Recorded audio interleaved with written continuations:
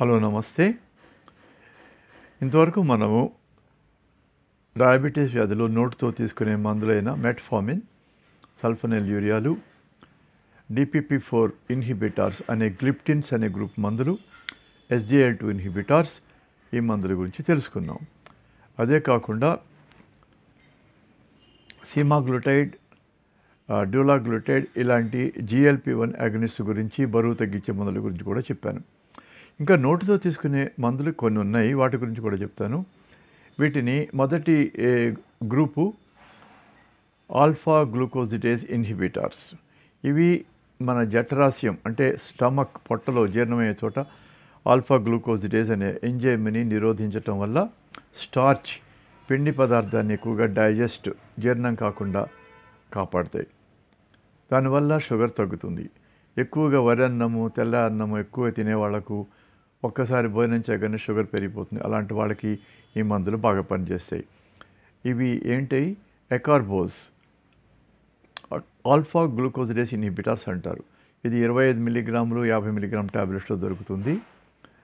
తర్వాత ఓగ్లిబోజ్ ప్రస్తుతం బాగా వాడుతున్నారు. 0.1 mg 0.3 mg పరిణామంలో ఈ ట్యాబ్లెట్స్ దొరుకుతాయి.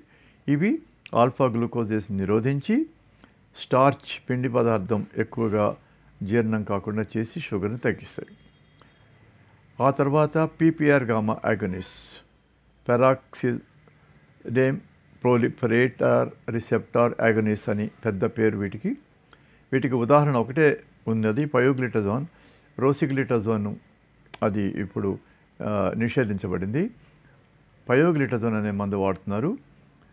ఈ పయోగ్లిటజోన్ అనే మందు 7.5 15 మిల్లీగ్రాములు యొక్క పరిణామంలో దొరుకుతుంది. ఇది ఫ్యాటీ లివర్కి పనిచేస్తుంది. ఆహారం తిన్న తర్వాత పెరిగిపోయే షుగర్ని నిరోధిస్తుంది. ఇది పయోగ్లిటజోన్. ఇది కాక ఇన్సులిన్ సెన్సిటైజర్స్, ఆహారం తినగానే వచ్చే షుగర్ని తగ్గించేవి రిపాగ్లినైడ్ అనే మందు కూడా ఉన్నాయి. ఇవి ఇన్సులిన్ సెన్సిటైజేషన్ చేసి షుగర్ని తగ్గిస్తాయి. రిపాగ్లినైడ్ నోవోనార్మ్ అనే పేరుతో దొరుకుతుంది. బ్రోంక్రిప్టిన్ అనేటువంటిది మెదడు ప్రాంతంలో పనిచేస్తుంది. ఈ బ్రోంక్రిప్టిన్ మందు డోపమైన్ అగనిస్టు. దీనివల్ల కూడా షుగర్ తగ్గుతుంది, కానీ ఇది భారతదేశంలో ఎక్కువ వాడరు. ఇది ప్రోలాక్టిన్ ఎక్కువ ఉన్న వాళ్ళకి వాడతారు. అట్లాగే కోల్సెల్వం ఈ ట్యాబ్లెట్స్ కూడా రికమెండ్ చేయబడ్డా ఇవి ఇండియాలో వాడరు.